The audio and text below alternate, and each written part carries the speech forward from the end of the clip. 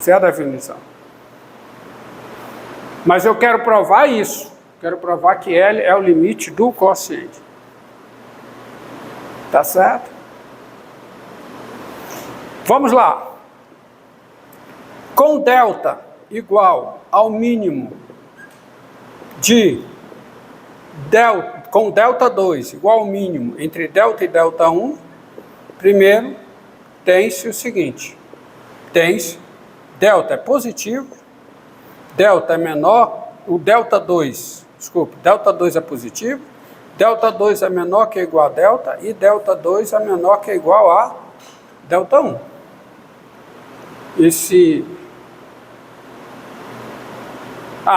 Vamos pegar aqui, vamos chamar de delta 1. Existe delta 1 positivo, tal que você tem essa implicação. Troquei as bolas. Então, admita as hipóteses. Daí existe só uma correçãozinha. Daí existe epsilon maior do que zero, tal que, do que apagar aqui. Eu prefiro apagar esse. Existe delta 1 positivo, tal que essa implicação é verdadeira. Aí eu vou escolher com delta 2 igual ao mínimo entre delta e delta 1, tem-se delta 2 positivo, delta 2 menor que ou igual a delta e delta 2 menor que ou igual a delta 1. Aí eu vou fazer a seguinte brincadeira. Tá? Sejam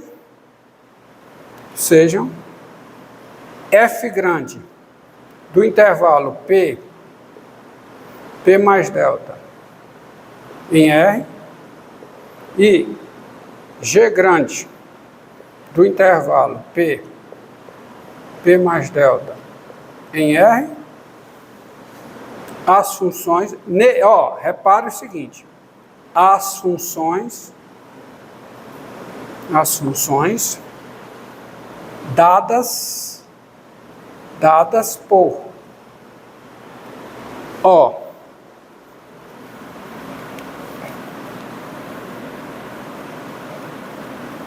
f grande em x é igual a f pequeno em x se nesse intervalo o x é maior do que p e é zero se o x é igual a p. E quem é g grande de x? G grande de x é o quê? É g pequeno em x se o x é maior do que p e é igual a zero se o x é igual a p. Você está entendendo? Primeiro, essas funções estão bem definidas. Por quê? Porque existe f pequeno de x e existe g pequeno de x, qualquer que seja x dentro do intervalo aberto. Se eu pegar o intervalo aberto P mais delta, nesse intervalo, por hipótese, as funções são diferenciáveis. Se elas são diferenciáveis, elas estão definidas nesse intervalo. Eu não sei no P se a f pequena e a g pequeno são diferenciáveis, elas estão definidas em P. Se elas estiverem definidas em P, tá certo? Tá bom? Para que elas sejam contínuas, f de P e g de P tem que ser zero, porque eu tenho essa hipótese aqui, ó. Coisa que eu não sei. A f pequena e a g pequena. Mas como eu defino a f grande e a g grande dessa forma, você tem duas coisas. Tem-se, a partir dessa definição, quem é o limite de f grande em x com x tendendo a p. E a x tendendo a p pela direita, né? Quem é? É o limite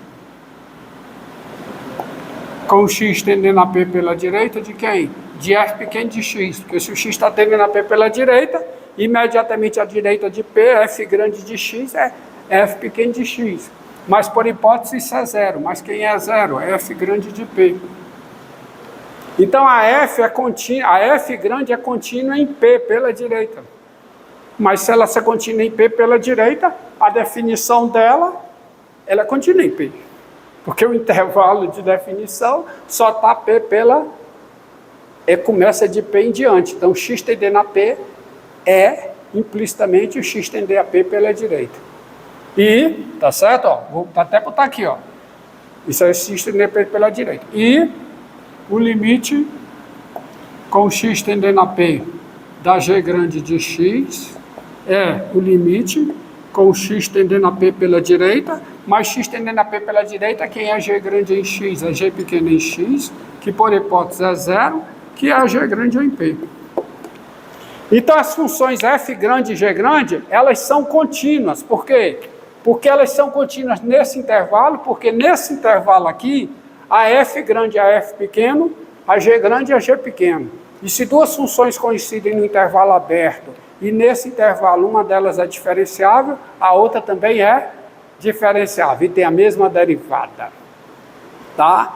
Então, como elas são diferenciáveis aqui, a f pequeno e a g pequeno, a f grande e a g grande também são diferenciáveis, portanto, são contínuas. Como elas já são contínuas em P, então você tem que a f grande, você tem isso e isso. Logo, aí eu vou colocar a f grande e g grande são o quê? Contínuas. São contínuas. Bem, não vou colocar isso não, que eu vou economizar tempo. Tá certo? Logo, observe aí, olha o que eu vou botar. Olha o intervalo P mais delta. Nesse intervalo as duas são contínuas e diferenciáveis. E em P elas são contínuas. Tá? Aí vou pegar o seguinte, ó. Logo, se, observe, ó, se x menos P é menor do que delta 2, que é maior, e é maior do que zero, o que é que significa isso? Tá certo? Se x menos P. Observe, se x menos P satisfaz isso aqui, o intervalo Px está contido no intervalo o quê? P mais delta 2, concorda? Não está? Mas esse intervalo está contido no intervalo o quê? P mais delta. E também no intervalo P mais delta 1. Aqui, ó, então, se x menos P está satisfeito, então, você tem, primeiro, a f grande e a g grande, elas são contínuas no intervalo fechado Px. Por quê? Porque esse intervalo está contido aqui. Aonde a f grande e a g grande são contínuas. Tá certo? Segundo, a f grande e a g grande são diferenciáveis no intervalo aberto Px. Por quê? Mesma razão.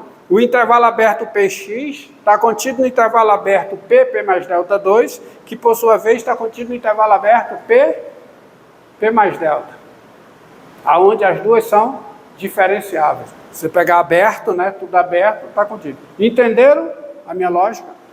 Então, você tem isso, aqui cabe preposição é, e quem é a derivada da f grande em u? A derivada da f grande em u, se duas funções coincidem no intervalo aberto, que é esse intervalo aqui, de novo, e uma delas é diferenciável, a outra também é, e a derivada da primeira é a derivada da segunda. As duas têm a mesma derivada. Coisa que acontece entre a f grande e a f pequeno, e entre a g grande e a g pequeno. Ou seja, derivada da em fu é f de u, tá certo? Com, tá aqui, com, e a derivada da g grande em u é a derivada da g pequeno em u, que é diferente de zero, qualquer que seja u pertencente ao intervalo aberto Px. Ok? Ok, pessoal? Não esqueça, ó, não esqueça.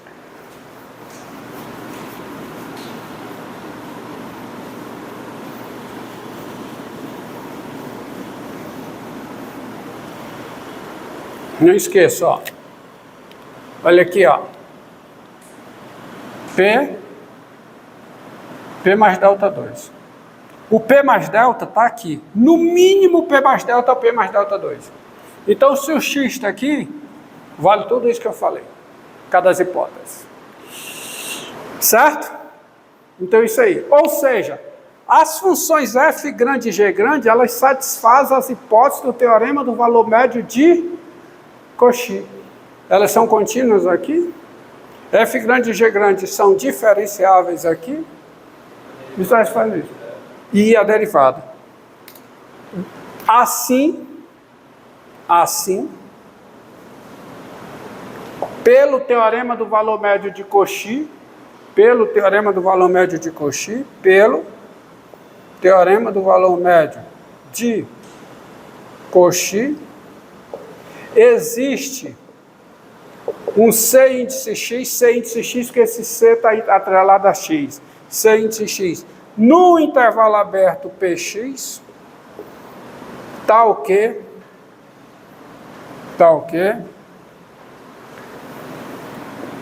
F grande em X menos F grande em P sobre G grande em X menos G grande em P é igual a derivada da F grande em Cx sobre a derivada da G grande em Cx. Certo? Isto é, quem é F grande em X? F pequeno em X. Quem é F grande em P? Por construção é zero. Quem é G grande em X? É G de X. Quem é G grande em P? Por construção é zero. Então isso aqui vai ser igual a quem? Quem é a derivada da F grande em Cx? Cx está aqui dentro. Cx não é P. Tem derivada em Cx. E quem é a derivada da F grande em Cx? Quem é?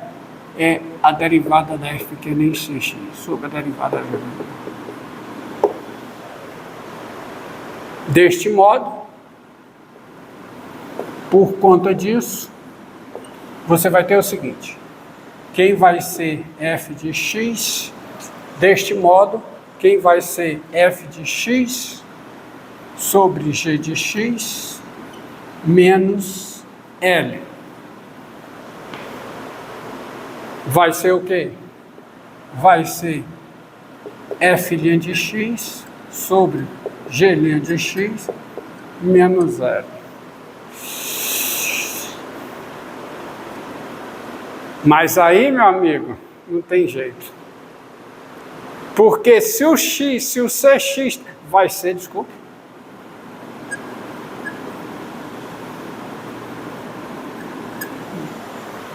Mas observe o seguinte. Tá certo? Onde é que está o Cx? Cx pertence ao domínio da F' sobre G'. E isso aqui é igual a isso. Mas se o Cx está aqui, olha, o Cx está aqui, e a distância de Cx a P é menor que delta 1. Vou colocar o delta 1 também, ó. Olha aqui, porque olha a escolha do delta, ó. O delta 2 é menor que ou igual a delta 1. Então, se o Cx está aqui, a distância de Cx a P é maior do que 0 e menor que o delta 1. Mas o que acontece se o número real está no domínio? Olha aqui, se o número real x está do domínio do coeficiente das derivadas e ele satisfaz essa desigualdade, isso aqui menos L é menor do que epsilon. Então isso aqui é menor do que epsilon. Então o que eu mostrei? Eu mostrei o seguinte, que dado o epsilon, vamos recapitular o que foi feito e vamos focar no principal. Vamos extrair o principal. Dado o epsilon maior do que 0, existe um delta 2 positivo, de modo que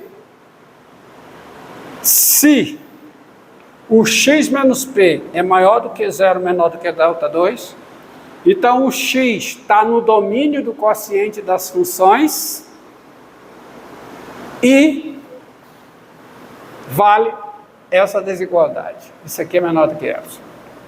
Quociente das funções f de x, f sobre g aplicada em x menos L é menor do que epsilon. Isso diz o quê? Isso diz o quê? Isto diz que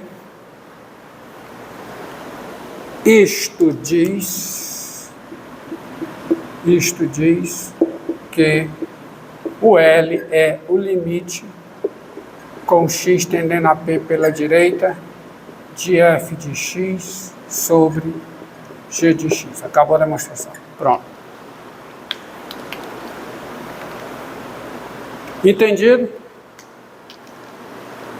E convém mencionar o seguinte: esta proposição vale pela direita e pela esquerda. Só que pela esquerda é a hipótese aqui, desculpe, isso aqui, regra L'Hopital. Isso aqui é o teorema do valor médio que eu aprendi. Essa proposição vale com x tendendo a p pela esquerda. Mas com x tendendo a p pela esquerda, as duas são diferenciáveis no intervalo p menos delta p. É a hipótese. Aí você conclui a mesma coisa. E vale no limite total.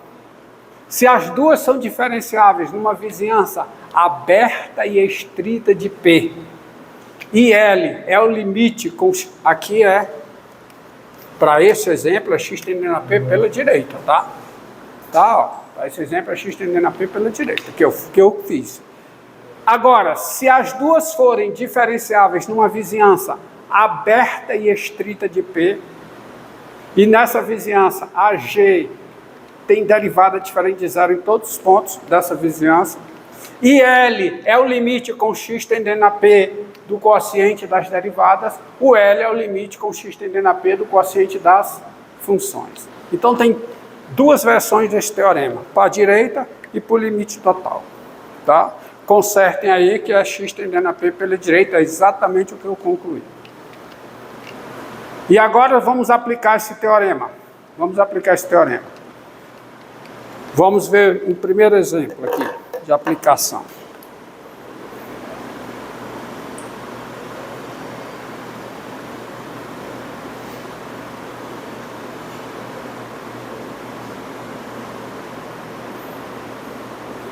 Ó.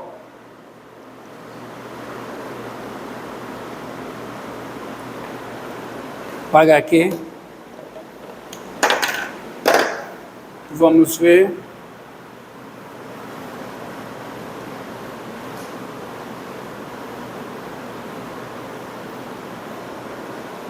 Quem é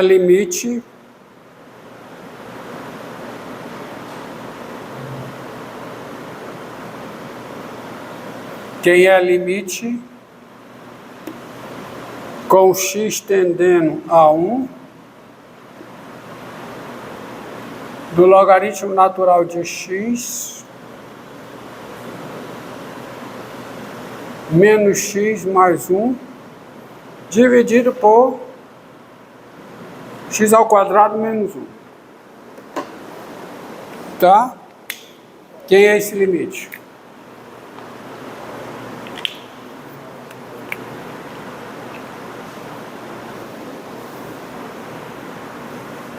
Primeiro, qual é o limite do numerador? Porque L'Hopital, vocês estão vendo, é para uma indeterminação da forma 0 sobre 0. Você pode, do jeito que está aqui, que eu demonstrei, é para indeterminação na forma 0 sobre 0. Então vamos lá. Qual é o limite? Primeiro ponto. Qual é o limite com x tendendo a 1 do logaritmo natural de x menos x mais 1? Dá 0. Tá? Isso aqui, que é a linha de 1, que dá 0, isso aí dá 1. Segundo ponto. Qual é o limite com x tendendo a 1 de x2 menos 1? 0. Então você tem uma indeterminação da forma 0 sobre 0.